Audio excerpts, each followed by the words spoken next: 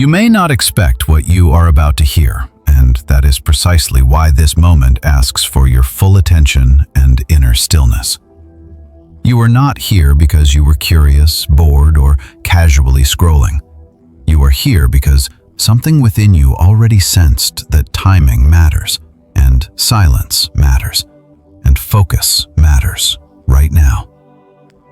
I speak to you not as noise in a crowded world, but as a steady signal meant to reach those who are listening beneath the surface. This is not an everyday message, and you are not encountering it by coincidence.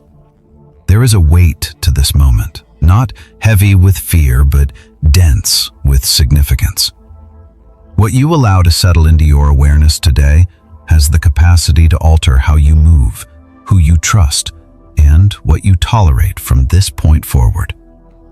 This is a summons directed to those who have been set apart, not elevated above others, but entrusted with deeper responsibility. And before we move any further, before you settle into this space, take a moment to like the video and subscribe, but only if you genuinely enjoy what I do here. You live with the quiet awareness that you are different, even when you rarely name it out loud. You notice patterns others miss. You feel shifts in rooms before words are spoken. You carry an internal compass that pulls you toward meaning, integrity, and purpose, even when it would be easier to drift. This is not accidental. Being chosen does not mean being flawless, but it does mean being sensitive to alignment. And because of that sensitivity, there is a particular danger that does not announce itself as a threat. It does not arrive with open hostility, raised voices, or obvious opposition. In fact, the most dangerous person you will ever encounter is often someone who feels safe at first. Someone close enough to influence your thoughts before you realize your footing has shifted. This person is not always malicious in the way stories like to dramatize. They may not believe themselves to be harmful at all. They may genuinely think they are helping, advising, supporting, or protecting you. That is what makes them dangerous. They do not attack your calling directly. They stand near it. They speak the language of concern, realism, caution, or shared experience. They mirror your values just enough to earn trust, and then slowly begin to reinterpret your discernment for you. At first, it feels like companionship. Then it feels like guidance. Eventually, it becomes quiet interference. You are not dealing here with an enemy who wants to destroy you outright. You are dealing with someone who benefits from you being smaller, slower, or less clear than you are meant to be. Their comfort depends on your hesitation. Their stability depends on your self-doubt. And because you are wired for compassion, you often mistake this dynamic for loyalty, patience, or love. You tell yourself you are being understanding. You tell yourself you are not meant to judge. You tell yourself that everyone has flaws and that distance would be unkind. All the while, your energy thins, your confidence dulls, and your momentum quietly stalls. The danger is not that this person disagrees with you. Healthy disagreement sharpens discernment. The danger is that they position themselves between you and your own clarity. Over time, you notice that decisions feel heavier than they used to. You second-guess impulses that once felt clean. You explain yourself more. You delay action, not because you lack conviction, but because you feel an unspoken pressure to justify your direction. This is how interference works. It does not shout. It leans. It leans on your empathy, your patience, your desire to keep peace. Chosen ones are particularly vulnerable to this because you are trained by experience to look inward, to reflect, to refine. You are willing to examine yourself before accusing others. This is a strength, but in the presence of the wrong influence, it becomes a lever used against you. The most dangerous person in your life knows how to stay just within the bounds of plausibility. They never fully cross a line. They plant questions instead of issuing commands. They suggest instead of forbid. And because nothing is overt, you struggle to name what feels off. There is a moment, subtle but unmistakable, when you realize that being around this person leaves you slightly less yourself. You are not devastated. You are not openly harmed. You are simply dimmed. Your thoughts take longer to organize. Your excitement feels inconvenient. Your vision feels unrealistic in their presence. You begin editing yourself without being asked. This is not coincidence. This is the cost of proximity to someone who cannot follow you where you are meant to go. It is important to understand that this person does not always intend harm. Intent is not the metric that matters here. Impact is. Someone can care for you and still be unsafe for your calling. Someone can love you and still resist the version of you that is emerging. The danger lies not in hatred, but in unconscious competition, unresolved insecurity, or fear of change. When you outgrow a shared identity, those who relied on that version of you often feel destabilized. Rather than adjust, they attempt to anchor you to what is familiar. This is why this threat feels confusing. You are not being attacked, you are being slowed. You are not being insulted, you are being softened at the edges where decisiveness lives. You are not being blocked outright. You are being redirected in small, reasonable-sounding ways. Over time, those small adjustments compound. The life that was meant to expand begins to loop. This section is not asking you to accuse, cut off, or confront anyone yet. It is asking you to observe without self-betrayal, to notice how your body feels in certain conversations, to notice when clarity evaporates in specific company, to notice when your inner voice grows quiet, not from peace, but from pressure. Awareness is the first act of protection. Until you can name the nature of the danger, you will continue to personalize the cost. As we move forward, remember this foundation. The most dangerous person is not the one who opposes you openly. It is the one who stands close enough to influence your inner weather. The one who feels familiar enough to bypass your defenses. The one whose presence requires you to become less precise, less bold, less aligned in order to maintain harmony. Hold this understanding gently, without panic or urgency. Discernment does not rush. It clarifies. As you sit with what you have just recognized, something deeper begins to surface.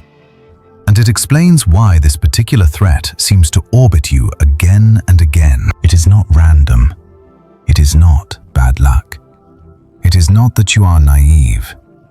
It is that your nature, your depth, and your calling emit a signal that certain people instinctively move toward. You are not only chosen for purpose, you are perceptive, emotionally literate, and capable of holding complexity without collapsing into judgment. That combination is rare, and it draws attention in ways you may not always see coming. You carry a stabilizing presence. People feel calmer around you, clearer, more seen. You listen without rushing. You do not weaponize vulnerability. You give space for others to unfold. For many, being near you feels like relief. For some, it feels like survival. And for a very specific type of person, it feels like opportunity. Not an opportunity they consciously plot, but one their nervous system recognizes. They sense that you can carry weight they cannot. They sense that you will pause where they would push. They sense that you will doubt yourself before you doubt them. This is not weakness. This is how you are built. But it explains why this pattern repeats. The person drawn to you is often someone who has not fully resolved their own inner authority. They may be intelligent, articulate, spiritually curious, even outwardly successful, but beneath that surface there is a quiet instability. They rely on external regulation. They need feedback, reassurance, agreement, or proximity to someone grounded in order to feel oriented. When they encounter you, something clicks. Your steadiness becomes a resource. Your clarity becomes a reference point. And slowly, without naming it, they begin to lean. At first, the dynamic feels mutual. Conversations are rich. There is a sense of understanding. You feel appreciated for your insight, your empathy, your ability to articulate what others struggle to express. This is where the bond forms. You are not being targeted through manipulation. You are being attached to through resonance. The danger is not in the initial connection. It is in what happens when reliance replaces reciprocity. Over time, you may notice that this person begins to seek your input on decisions that are not yours to carry. They ask what you think, how you feel, what you would do. At first, this feels like respect. But slowly, their questions become frequent, then habitual. Their confidence seems to rise or fall based on your responses. Without realizing it, you are being positioned as an external regulator for someone else's inner life. This is where the imbalance begins. Because you are chosen, because you are conscientious, you respond thoughtfully. You want to be helpful. You do not want to abandon someone who trusts you. But something subtle shifts. You begin to hold their outcomes in your awareness. You think twice before acting freely, knowing it might unsettle them. You filter your excitement. You soften your certainty, not because they asked to, but because you feel the weight of their dependence. This is the moment your calling starts paying a tax you never agreed to. The most dangerous person is not drawn to your power. They are drawn to your containment. They are not trying to steal your path. They are trying to stand beside it because they cannot walk their own with the same steadiness. And here is the uncomfortable truth. The more aligned you become, the more this dynamic intensifies. Growth destabilizes those who rely on proximity rather than purpose. As you sharpen, they feel exposed. As you move forward, they feel left behind. And rather than confront their own need to evolve, they unconsciously attempt to slow you down. This is why encouragement from this person often carries a quiet hesitation. They support you, but with caveats. They believe in you, but with conditions. They affirm your potential, but frequently remind you of risks, timing, or practicality. None of it sounds wrong. In fact, it sounds wise. But wisdom that consistently dampens momentum without offering clarity is not wisdom at all. It is fear wearing reason's clothing. You may also notice that this person subtly reframes your experiences. When you feel a strong inner nudge, they ask if you are sure you are not overthinking. When you express conviction, they suggest waiting. When you feel peace about a direction, they raise questions that reopen settled ground. Again, nothing overt, nothing aggressive, just enough to keep you in a holding pattern. This is how chosen ones lose months, sometimes years, without a single dramatic event to blame. Why does this happen to you more than others? Because you do not assert dominance to protect your boundaries. You trust discernment. You expect others to be self-responsible. You assume that if something is wrong, it will announce itself clearly. But the most dangerous dynamics do not announce. They normalize. They blend into routine. They hide inside kindness, shared language, and mutual history. It is also important to understand that this person often feels genuinely connected to you. They may admire you. They may even love you in their own way. This is what makes the separation so difficult later. You are not breaking away from cruelty. You are stepping away from entanglement. And because there is no villain, your conscience struggles. You ask yourself if you are being unfair. You wonder if you are abandoning someone who needs you. This inner conflict is exactly what keeps you tethered longer than is healthy. Chosen ones are taught to serve, to bear, to endure. But there is a difference between service and substitution. You are not meant to replace someone else's inner authority. You are not meant to become the stabilizer for someone who refuses to stabilize themselves. When you do, your own clarity erodes, your own timing distorts, and slowly, your life begins orbiting someone else's unresolved center. This section is not about assigning blame. It is about recognizing gravity. Certain people are pulled toward you because you are solid. That does not mean you are meant to hold them indefinitely. Attraction is not assignment. Resonance is not responsibility. And being chosen does not mean being endlessly available. As you move forward, begin observing who feels energized by your growth and who feels unsettled by it. Notice who celebrates your clarity and who consistently complicates it. Notice who walks beside you and who leans. These observations are not accusations, they are data. And discernment begins with data, not drama. Hold this awareness gently. You are not required to act yet.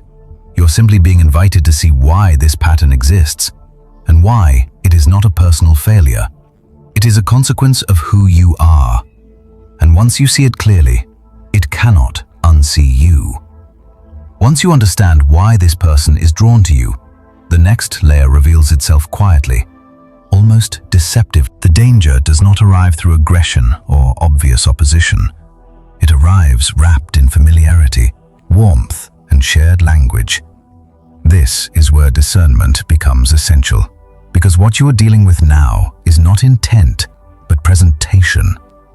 Charm is not inherently harmful. Relatability is not a flaw. Shared values are not a trap. Yet when these qualities are used unconsciously to mask insecurity or control, they become the most effective camouflage interference can wear. This person knows how to speak your language. They mirror your concerns, your spiritual vocabulary, your way of processing meaning. When you speak about growth, they nod in recognition. When you talk about purpose, they echo the sentiment. When you express caution, they validate it. This mirroring creates a sense of safety. You feel understood. You feel seen. And because chosen ones are often misunderstood by the wider world, that sense of recognition feels rare and precious. You relax your guard. You assume alignment where there is only proximity. What you may not notice at first is that this charm is selective. It appears strongest when you are most clear, most energized, most forward-moving. That is when the affirmations come. That is when the agreement is loudest. But watch closely. As soon as your clarity begins to translate into decisive action, the tone shifts. Support becomes nuanced. Agreement becomes conditional. Encouragement becomes framed by caution. It is not that they disagree with you. It is that they cannot follow you into motion. Charm, in this context, is not manipulation in the dramatic sense. It is regulation. This person uses warmth to stay close to your center. They use relatability to maintain access. They use shared language to avoid detection. You do not feel controlled because nothing is demanded. Instead, you feel subtly guided. Your choices remain yours, but they are increasingly filtered through another person's comfort level. This is where spiritual poison hides best. Not in overt sabotage, but in gentle redirection. You might notice that conversations consistently return to practicality, timing, or realism when you express expansion. You might hear phrases like, "I just want you to be safe," or "I don't want you to be disappointed," or "I've seen this go wrong before." Each statement sounds caring. Each one positions them as protective. But protection that consistently limits growth is not protection at all. It is containment. Because you value humility, you consider their perspective seriously. You do not dismiss it outright. You reflect. You adjust. And in doing so, you unknowingly allow their fear to shape your pacing. This is not because you are weak. It is because you are conscientious. But over time, this conscientiousness becomes the very channel through which your momentum is siphoned. Another sign of this charm masking danger is how often the conversation centers on their interpretation of your experience, rather than your direct knowing. When you describe a sense of peace, they ask if you might be overlooking something. When you describe clarity, they offer alternative explanations. When you describe conviction, they encourage you to sit with it longer. Again, none of this is wrong in isolation. Discernment does require reflection. But when reflection is endlessly extended, it becomes paralysis. You may also notice that this person positions themselves as uniquely understanding. They subtly imply that others do not really get you the way they do. This creates an emotional shortcut. You begin to rely on their feedback as a primary reference. You stop checking your inner compass first. You consult them before acting. This is not because they asked for authority. It is because their presence has become entwined with your sense of orientation. The danger here is not that they disagree with your calling. It is that they insert themselves as an intermediary. Instead of moving from inner clarity to action, you move from clarity to conversation to reconsideration. Your path lengthens, your timing blurs, and because nothing feels overtly wrong, you blame yourself for the delay. You assume you are being cautious. You assume you are being wise. Meanwhile, the alignment that once felt effortless begins to feel negotiated. Charm also masks danger by maintaining emotional equilibrium. This person often avoids overt conflict. They keep things pleasant. They value harmony. On the surface, this feels like maturity. But watch closely. When disagreement does arise, it is often diffused rather than resolved. Tension is smoothed over instead of clarified. This keeps the relationship comfortable, but it also keeps truth from fully surfacing. You remain unsure of where they truly stand, and that uncertainty keeps you cautious. For chosen ones, uncertainty is costly. You operate best when your environment is clean and your signals are clear. When emotional ambiguity persists, your nervous system stays slightly alert. You expend energy monitoring tone, reading between lines, adjusting expression. This low-grade vigilance drains focus. It pulls attention away from creation and into maintenance. And because you are not consciously aware of the drain, you simply feel tired, unfocused, or uninspired without knowing why. It is also important to notice how this charm responds to your boundaries. When you assert a preference, do they respect it easily, or do they reframe it? When you say no, do they accept it cleanly, or do they seek explanation? When you choose differently, do they adjust, or do they subtly revisit the conversation later? These patterns reveal whether charm is being used to connect or to influence. The most dangerous aspect of this dynamic is that it feels mutual. You share, they share. You support, they support. On the surface, it looks balanced. But beneath that symmetry is asymmetry of direction. Your life is moving forward. Theirs is circling. And without intending to, they are anchoring you to the orbit they know. This is why the threat is so hard to name. There is no cruelty to point to, no betrayal to expose. Only a gradual dimming of clarity and urgency. Only a sense that you are not quite as alive in this connection as you are alone. That is the signal. Chosen ones are not meant to feel smaller in the presence of alignment. You are meant to feel sharpened, steadied, and free. As you hold this understanding, resist the urge to judge or dramatize. This is not about labeling anyone as good or bad. It is about recognizing patterns of influence. Charm that leaves you less decisive is not benign. Relatability that clouds your inner voice is not harmless. Shared language that replaces your own knowing is not alignment. In the sections ahead, you will learn how this subtle influence evolves, how it shifts from presence to pressure, and why direct confrontation often fails. For now, stay with this awareness. Notice where warmth begins to feel like weight. Notice where understanding begins to feel like interference. And trust that your discernment is not paranoia. It is perception refining itself. As this dynamic continues, something almost imperceptible begins to shift. And this is where many chosen ones lose their footing without realizing it. Influence quietly matures into control, not through force, but through familiarity. There is no moment where authority is demanded. There is no explicit takeover.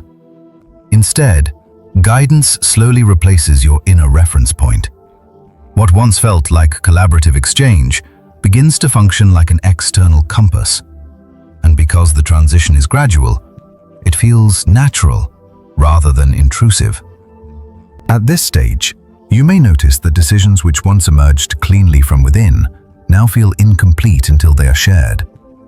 You think something through, sense alignment, feel ready to act, and then a pause appears.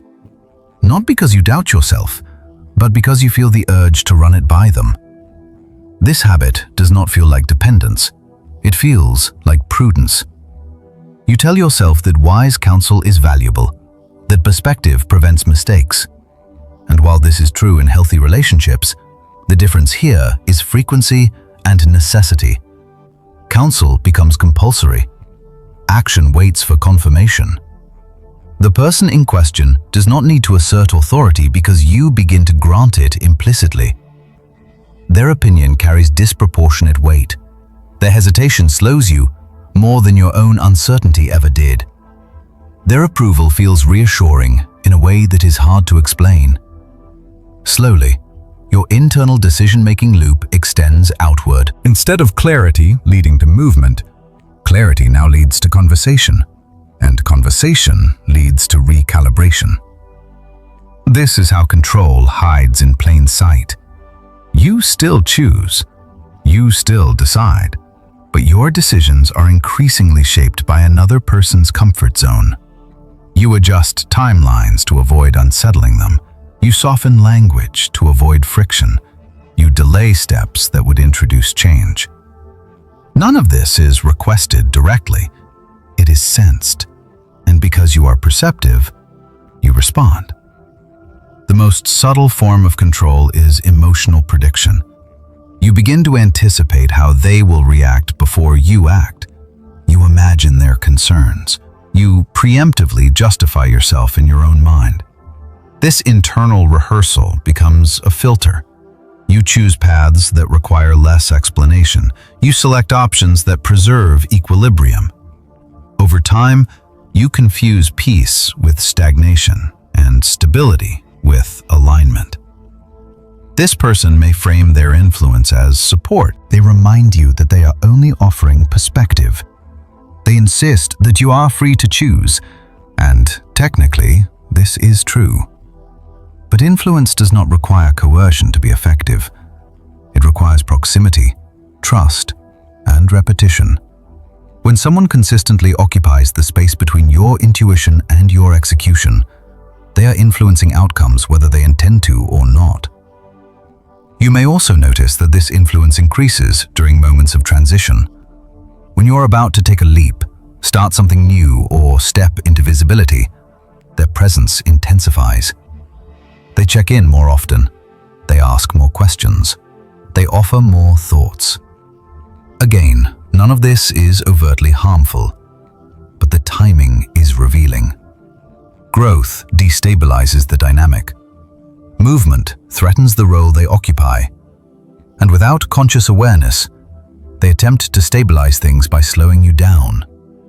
Because you are chosen, because you are attuned, you feel this pressure as concern rather than control.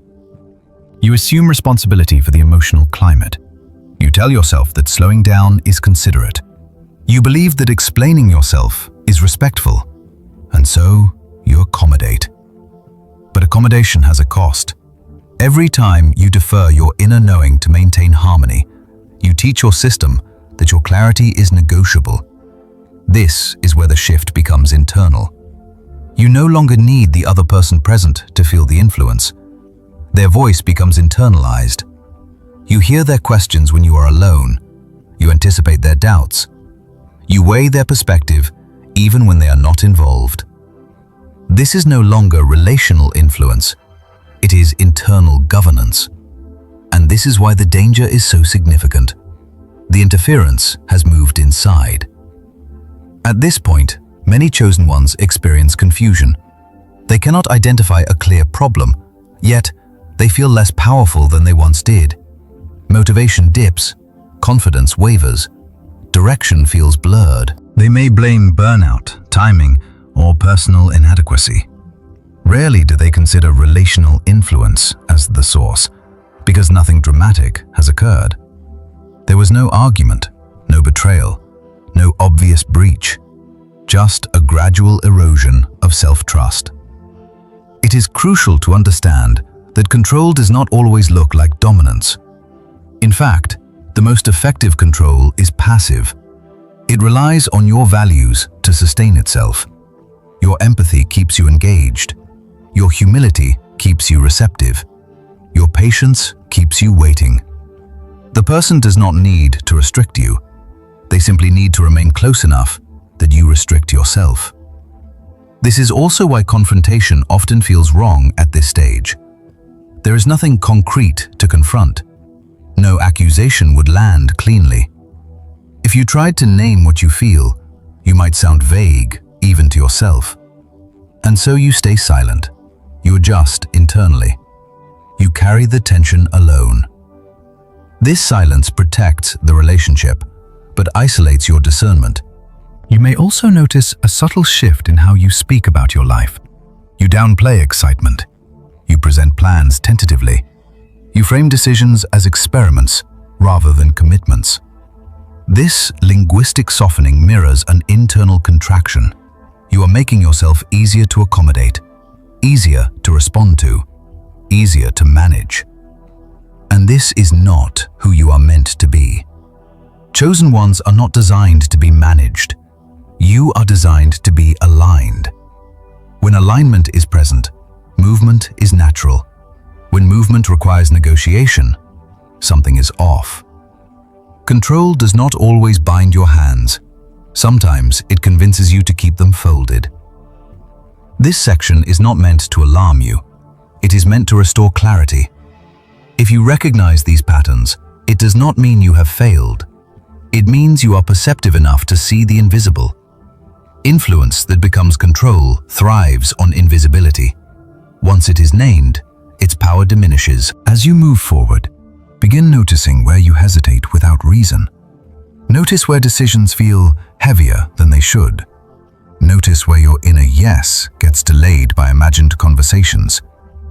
These are not flaws, they are signals. And signals exist to guide correction, not to assign blame. In the next section, you will learn how to recognize the external signs that this internal shift has already begun, and how to differentiate healthy relational influence from subtle repositioning. For now, stay with this truth. Your clarity was never meant to be co-managed. Your authority was never meant to be shared by default. And reclaiming it does not require force.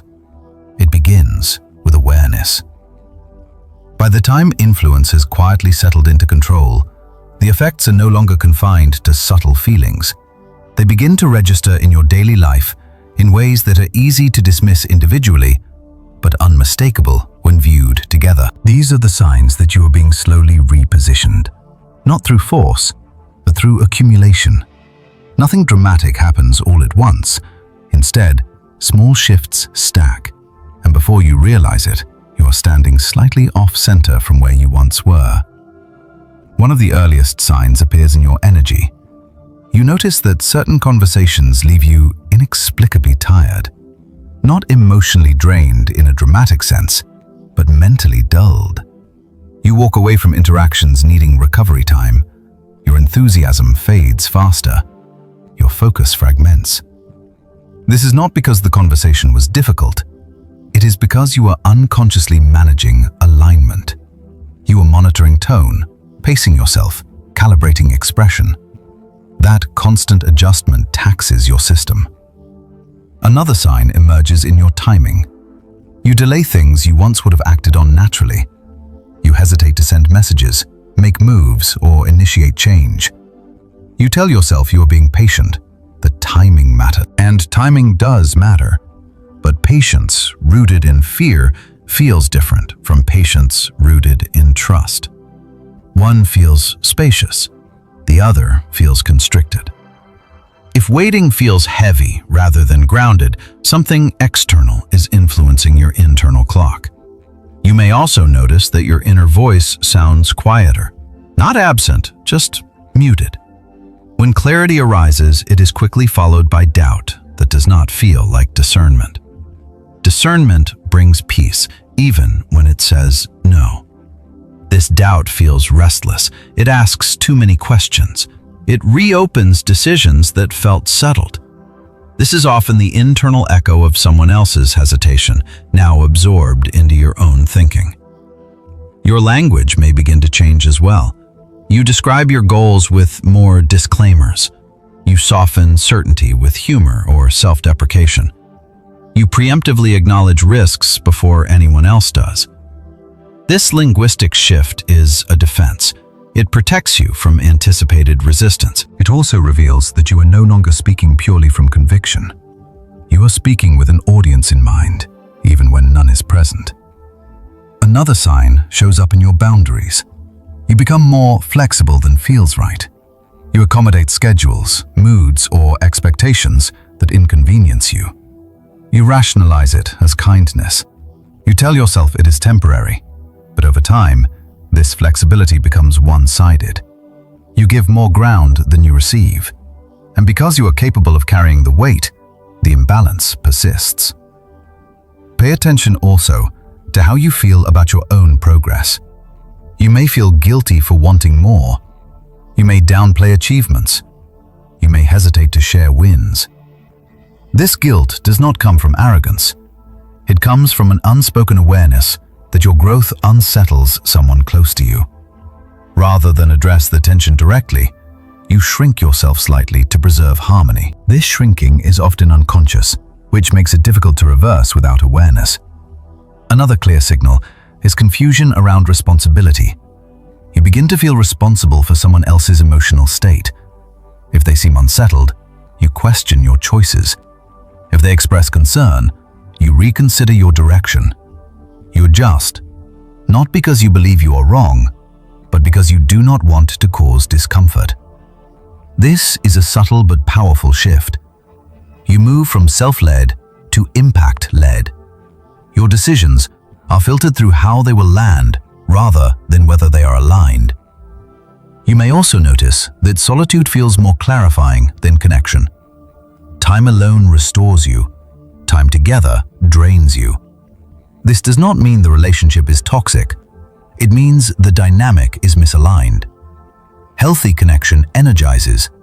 Misaligned connection requires management. And management, even when gentle, is not sustainable for someone meant to move freely. Another sign appears in your creativity and initiative. Ideas come, but execution stalls. You start projects, but lose momentum. You feel inspired in bursts, but struggle to follow through. This is not laziness, it is fragmentation.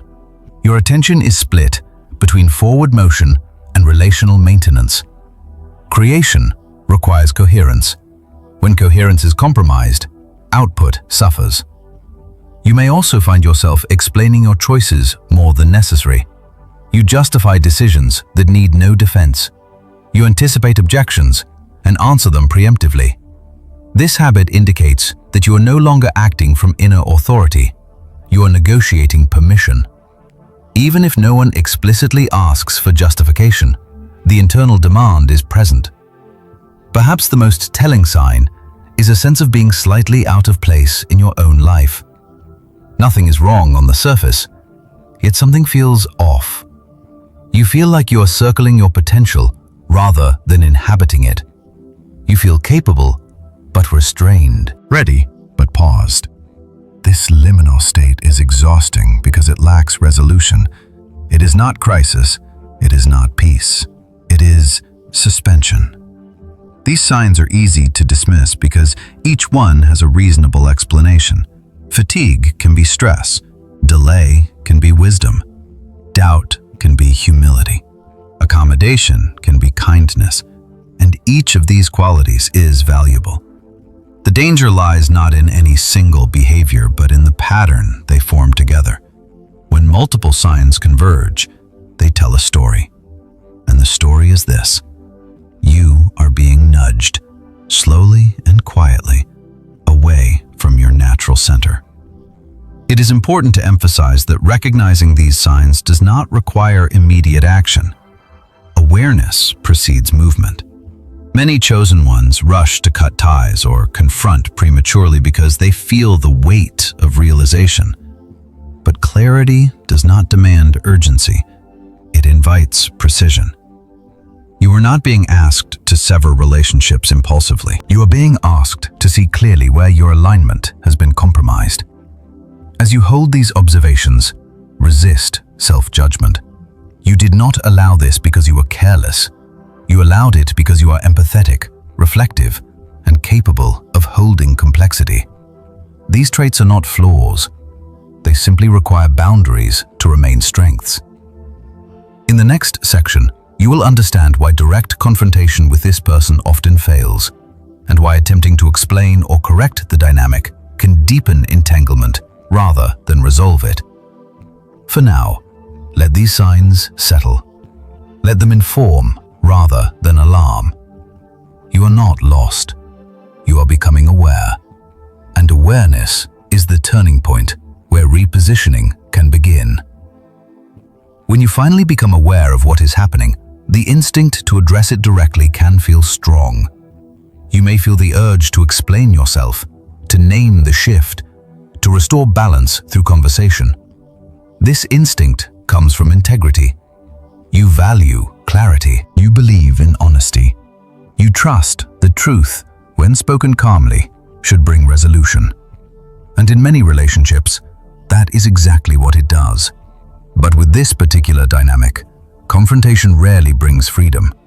More often, it tightens the very knot you are trying to loosen. The reason confrontation fails here is not because you lack communication skills, and not because the other person is overtly malicious. It fails because the issue is not a disagreement of facts or values. It is a misalignment of roles, and roles cannot be renegotiated through explanation alone. They are sustained by emotional structure, not logic. When you attempt to confront this person, you often do so gently. You choose your words carefully. You frame your experience in non-accusatory language. You say things like, "I've been feeling a bit off," or "I think I need more space to make my own decisions," or "I'm noticing I've been second-guessing myself." You take responsibility for your feelings. You avoid blame. You hope this will be received as maturity. What often happens instead is subtle deflection. They reassure you. They remind you that they only want what is best for you. They emphasize that you are free to choose. They may even express hurt that you would think they were influencing you. Suddenly, the focus shifts. Instead of examining the dynamic, you are managing their emotional response. The conversation becomes about reassurance rather than realignment. In some cases, they may agree with you verbally while the behavior remains unchanged. They say they understand. They promise to step back. And for a short time, they may. But because the underlying dependency has not been addressed, the pattern returns. The influence resumes quietly. The same questions reappear. The same hesitations surface. You begin to doubt whether the conversation mattered at all. In other cases, confrontation triggers confusion rather than clarity. They genuinely do not see what you are describing. From their perspective, they are being supportive, thoughtful, engaged. They do not experience the dynamic as control because they are not consciously exerting it. And because they do not feel powerful, they cannot recognize their influence. This makes resolution nearly impossible through dialogue alone. There is also a deeper reason confrontation fails. This person's sense of stability is often tied to proximity.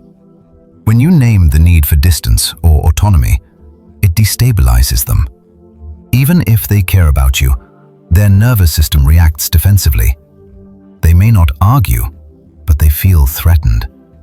This threat can show up as increased involvement, heightened concern, or renewed attempts to stay close. The very act of confronting can intensify the behavior you are trying to end.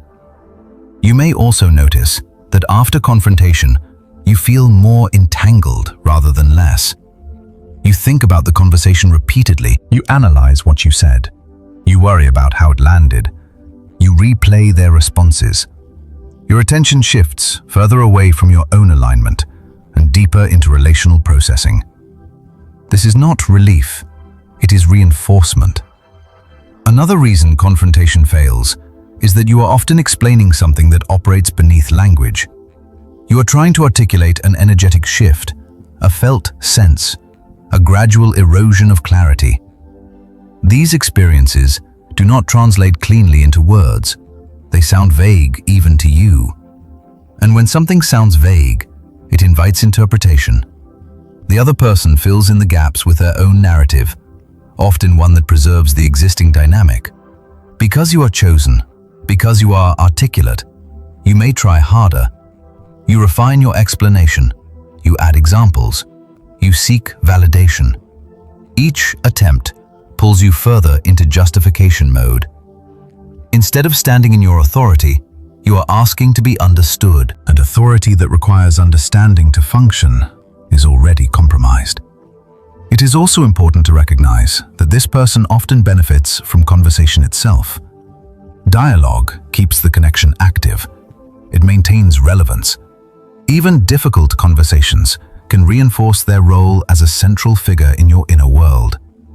This is why endless processing rarely leads to release. Talking becomes another form of tethering. You may also feel a moral tension.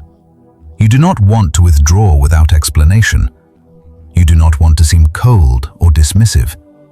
You believe in accountability, but accountability assumes mutual capacity for change.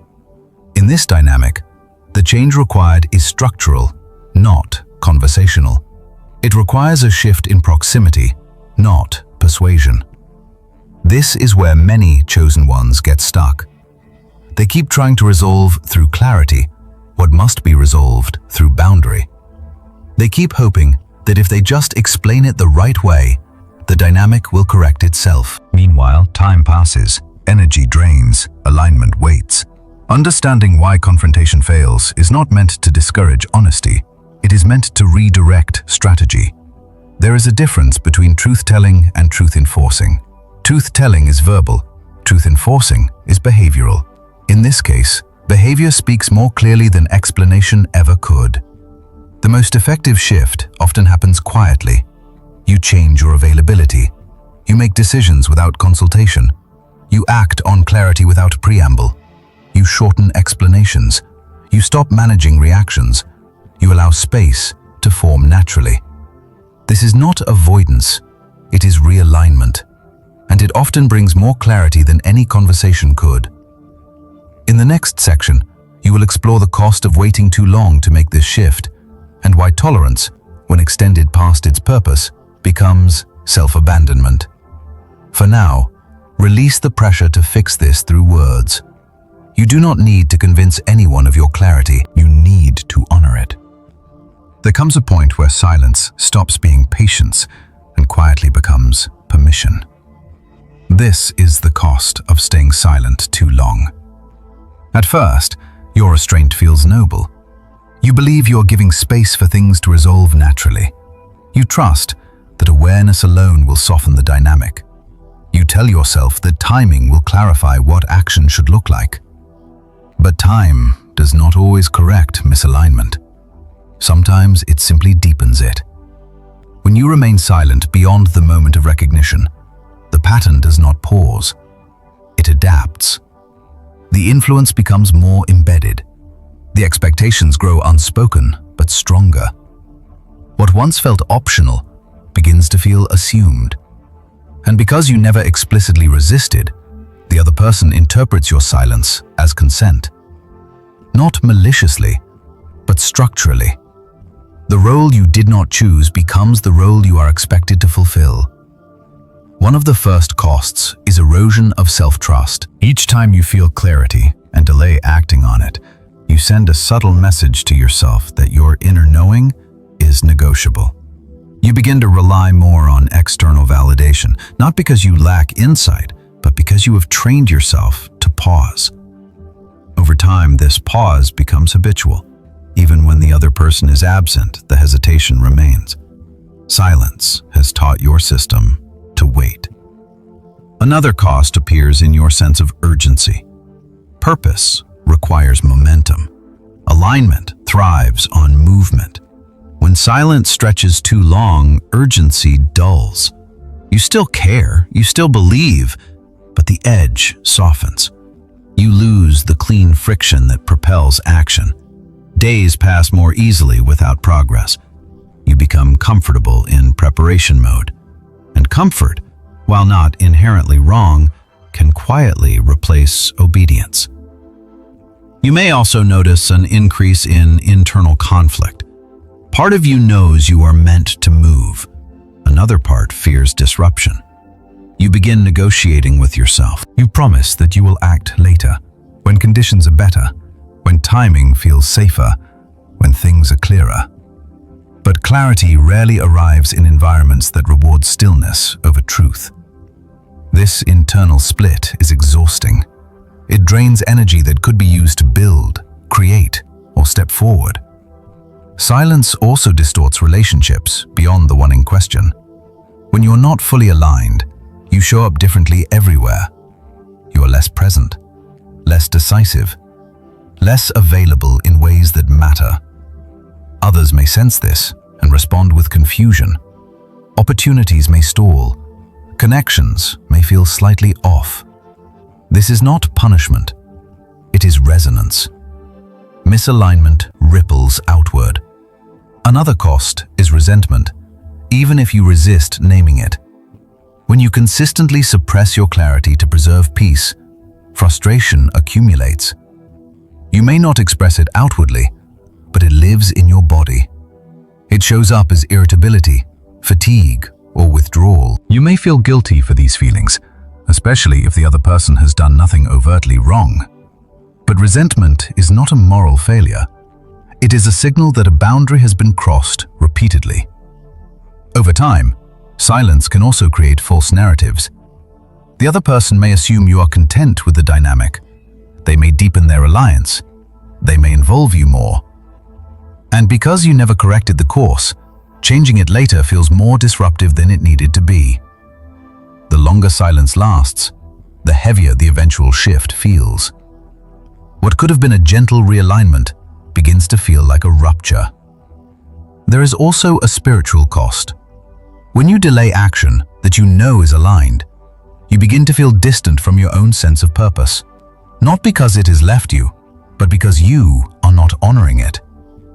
Alignment is not static. It requires response. When response is withheld, clarity fades into concept. Purpose becomes something you think about rather than something you live. You may notice that prayer feels different. Reflection feels circular. Insight comes but does not land. This is not because guidance has stopped.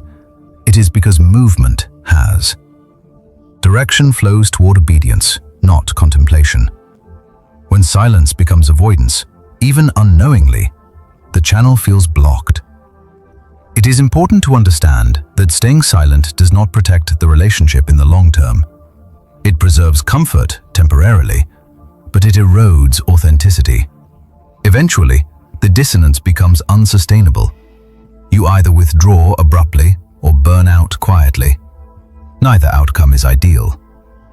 Silence delays resolution, but it does not prevent it.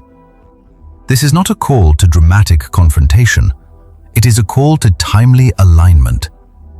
There is a window where adjustment is clean, where distance can be created without damage, where clarity can be honored without explanation. When that window passes, the cost increases. If you recognize that you have stayed silent past recognition, do not condemn yourself. Awareness often comes before courage. You are gathering data. You are listening. But now that you see the cost, you are invited to choose differently. Silence has taught you what it cannot fix. In the next section, you will learn how God often orchestrates separation without chaos, and how clarity can create distance without drama. For now, let this truth settle. Silence is not neutral forever. When it no longer protects alignment, it begins to compromise it. When separation finally comes, many chosen ones expect it to arrive with confrontation, fallout, or emotional upheaval. But that is not how God most often works when the separation is necessary for alignment rather than punishment. God rarely tears things apart loudly when clarity alone can loosen the bond. Instead, He introduces distance through understanding, timing, and inner conviction. The separation unfolds quietly, almost gently, yet with unmistakable finality. You may notice first that your internal resistance fades. The fear that once surrounded distance dissolves. What once felt cruel now feels clean. You stop rehearsing explanations. You stop needing permission. The urgency to fix the relationship evaporates. This is not indifference, it is alignment returning. When God orchestrates separation, He does not agitate your spirit, He steadies it. Often, the change begins internally before anything external shifts. Your priorities reorganize, your schedule adjusts naturally. You become less available without forcing it. Conversations shorten without intention. You respond less frequently, not from avoidance, but from presence elsewhere. There is no announcement, no declaration, just a gradual recentering that alters proximity without hostility. This is why God's pattern for separation is so effective. It does not create enemies, it reveals truth. The dynamic dissolves because it is no longer being fed. The role you once occupied becomes unavailable, not through refusal, but through redirection. You are no longer the regulator, the interpreter, the stabilizer. You are simply elsewhere, both internally and externally. You may also notice that your clarity returns quickly once distance is introduced. Decisions feel lighter, timing sharpens, motivation resurfaces. This is confirmation, not coincidence. Alignment restores energy. When you are no longer carrying what was never yours, your system recalibrates naturally. There is relief without triumph, peace without justification. God also often handles the emotional side for you. The guilt you feared does not overwhelm you. The compassion you worried about losing remains intact. You can still care without entanglement. You can still wish well without proximity. This is the difference between detachment and abandonment. God does not ask you to harden your heart. He asks you to clarify its borders. Sometimes the other person senses the shift and responds. They may pull back. They may become distant. They may redirect their attention elsewhere. This is not failure. This is alignment completing itself. When the structure changes, participants adjust. You do not need to manage this process. God does that work quietly. It is also common for circumstances to change in ways that create natural distance. Schedules no longer align. Opportunities arise elsewhere. Responsibilities shift. These are not accidents. They are part of the orchestration. God prefers clean exits. He creates space where drama is unnecessary. You may also feel a deep sense of gratitude during this phase, not for the difficulty, but for the clarity it produced. You understand now why the separation was necessary. You see how much energy was being diverted. You recognize how subtly your authority was compromised. And instead of anger, you feel respect for the lesson. This is also where trust deepens. You realize that God did not require you to fight for your alignment. He required you to recognize it. Once recognized, the system corrected itself. This builds confidence for the future. You learn that discernment is protection, that obedience does not always roar. The distance can be holy. It is important to note that God's separation does not always remove people from your life entirely. Sometimes, it simply redefines the relationship. The closeness fades, the influence diminishes, the emotional reliance dissolves. What remains is neutral, respectful, and light. This outcome is just as valid as complete distance. The goal is not absence. The goal is alignment. As you move through this phase, resist the urge to explain yourself retroactively. You do not need to justify why you changed. Growth does not require an apology. If clarity required distance, distance was the correct response. Peace is the confirmation. In the next section, you will learn how to reclaim authority fully without burning bridges, and how to move forward cleanly without guilt or retaliation. For now, trust this pattern. God separates what no longer aligns, not by force, but by truth becoming unavoidable. When authority returns to you, it does not arrive with a surge of dominance or the need to prove anything. It arrives quietly, as steadiness. You feel it in the way decisions no longer require rehearsal. You feel it in the way your body relaxes when you choose. This is what reclaiming authority looks like when it is real. It does not demand attention. It does not announce itself. It simply functions. One of the greatest misunderstandings chosen ones carry is the belief that reclaiming authority requires confrontation, correction, or emotional finality. You imagine hard conversations, dramatic clarity, or firm declarations. In truth, authority is not reclaimed through explanation. It is reclaimed through congruence. When your actions match your inner knowing, authority is already present. There is nothing left to argue. You may notice that as you step back into this alignment, you stop offering context for your choices. You make decisions and move. You act without preface. You decline without defense. This is not coldness. It is clarity. You are no longer negotiating your path. You are walking it. And because you are no longer inviting interpretation, influence naturally fades. This is how you avoid burning bridges. Fire requires friction. Authority removes friction by removing engagement. When you stop explaining, there is nothing to debate. When you stop justifying, there is nothing to push against. When you stop managing reactions, there is nothing to resist. Distance becomes neutral rather than charged.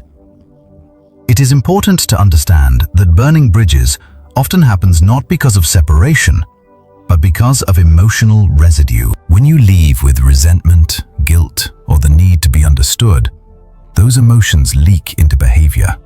Tone sharpens, words harden, silence becomes heavy. Authority reclaimed cleanly leaves no residue. You move forward without dragging the past behind you. You may also notice that your compassion becomes clearer once authority is restored. You can care without bending. You can listen without absorbing. You can be kind without being available. This balance is not learned through effort. It emerges when your center is intact. Compassion that costs you alignment is not compassion. It is self-erasure. Real compassion respects limits. Another sign that authority has returned is how others respond to you. Some will adjust effortlessly. They sense the shift and meet you where you are. Others may drift, not because you pushed them away, but because the role they relied on no longer exists. This is not loss, it is sorting. Alignment always clarifies who can walk with you and who cannot. You may also experience moments of temptation during this phase. A message arrives. An old dynamic attempts to re-engage. Familiar patterns knock softly. This is not failure, it is confirmation. Patterns test boundaries before dissolving. Your response does not need to be dramatic. Consistency is enough. You remain steady. You do not re-enter explanation. You do not reopen negotiation. You simply stay aligned. This steadiness is what keeps bridges intact. You do not cut people off emotionally. You simply stop standing where they expected you to stand. The bridge remains, but it is no longer used in the same way. Over time, it becomes a reference rather than a route.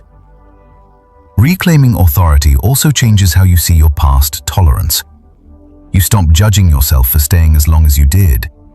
You understand that awareness unfolds in stages. You are not weak. You are learning.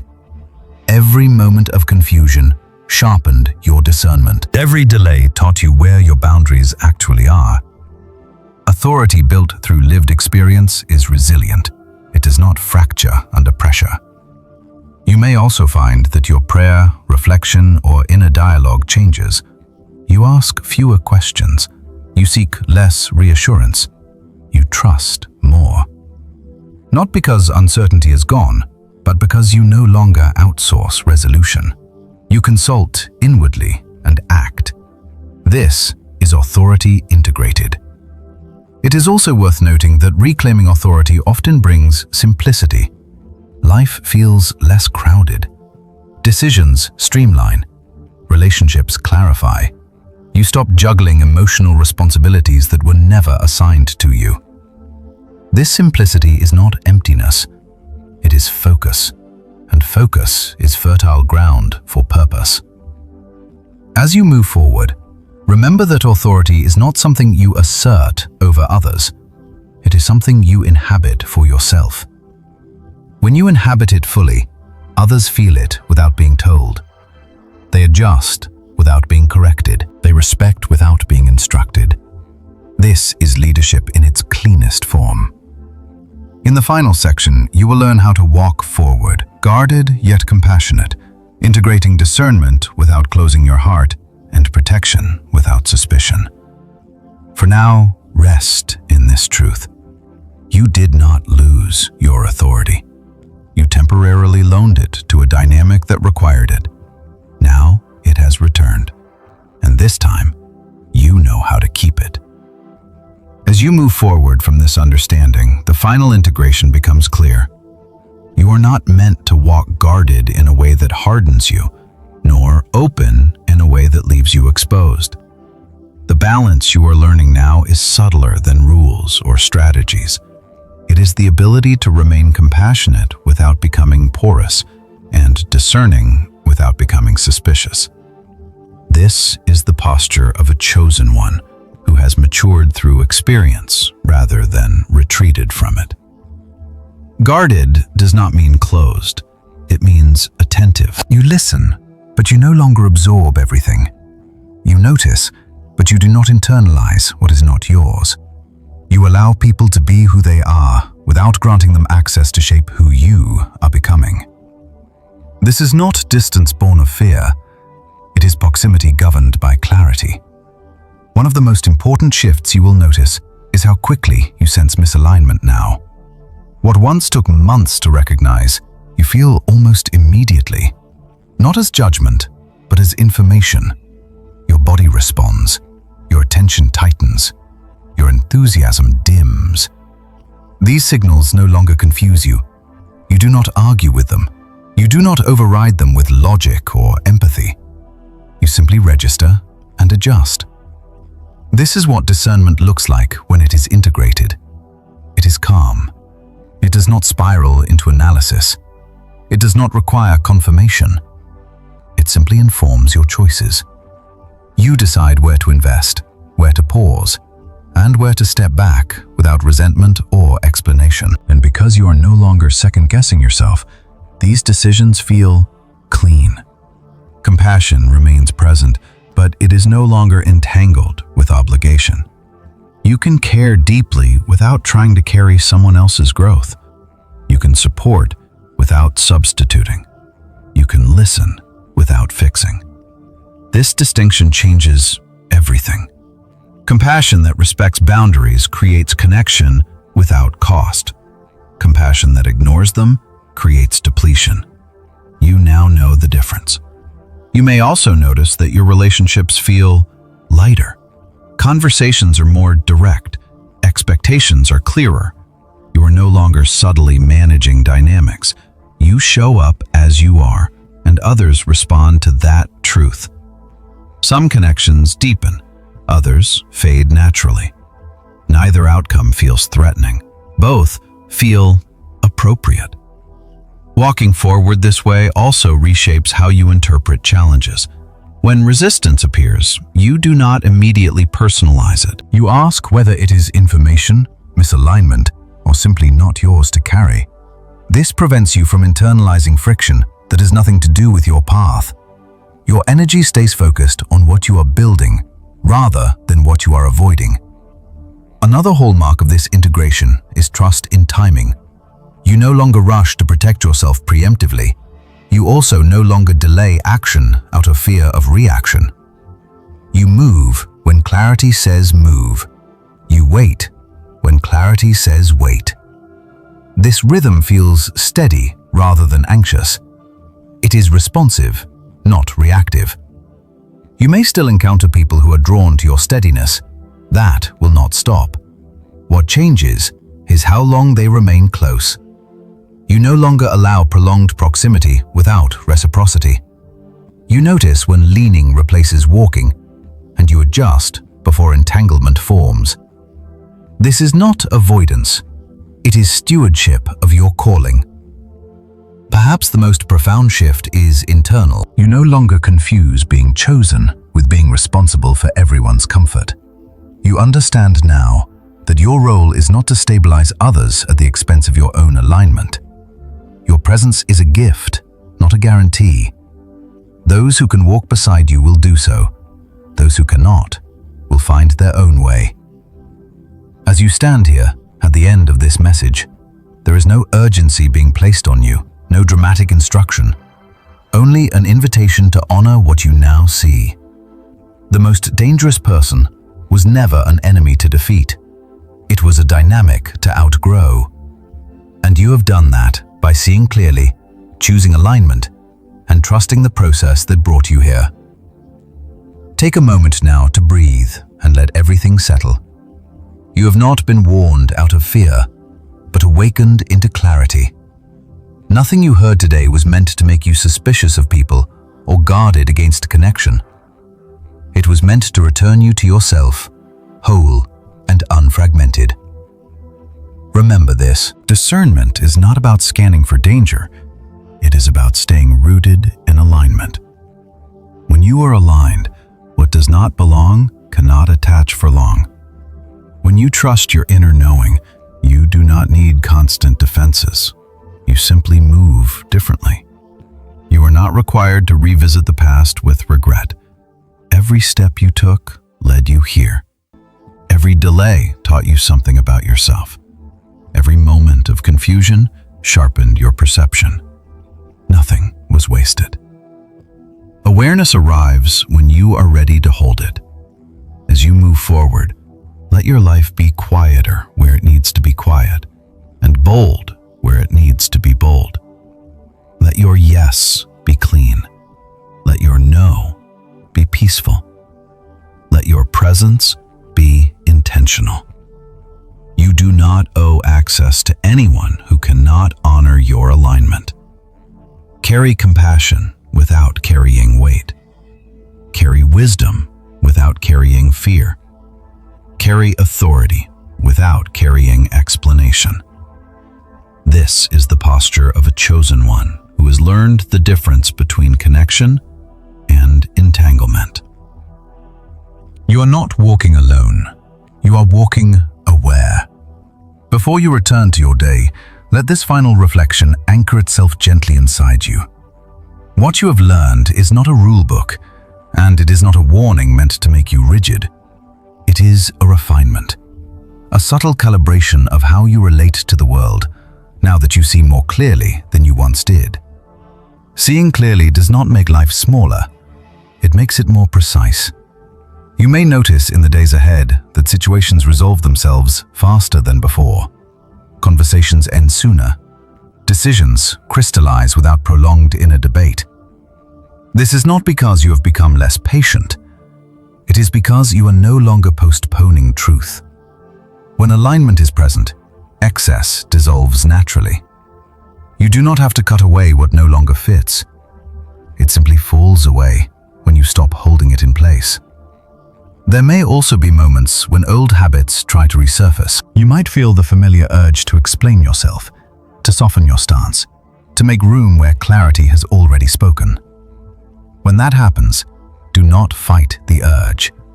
Just notice it. Notice how it feels in your body. Notice the difference between reflex and truth. That pause alone is enough to choose differently. Growth does not require perfection. It requires awareness, repeated consistently. You are allowed to be warm without being accessible. You are allowed to be kind without being involved. You are allowed to be present without being responsible. These distinctions may feel unfamiliar at first, especially if you have been praised for being accommodating, understanding, or endlessly patient. But maturity does not erase these qualities. It gives them structure. It places them where they can serve without costing you yourself. As you continue walking forward, trust that your discernment will keep sharpening. Not into suspicion, but into simplicity. You will recognize sooner who can walk with you and who cannot. You will feel less compelled to analyze why. Compatibility does not require consensus. Alignment does not require agreement. It requires movement in the same direction, at a similar depth, with mutual responsibility. If at any point you feel doubt about whether you are doing the right thing, return to this question. Does this choice bring me back to myself or pull me away from my center? The answer will be quiet but clear. Your body will know. Your attention will know. Peace will not always feel like ease, but it will feel clean. You're not here to manage dynamics indefinitely. You are here to live in truth, to move when called, to pause when guided, and to remain available to what is real. Everything else is secondary. When you honor that order, life responds with less resistance and more coherence. Carry this with you, not as a lesson to remember, but as a posture to inhabit. You are not becoming someone new. You are returning to the clarity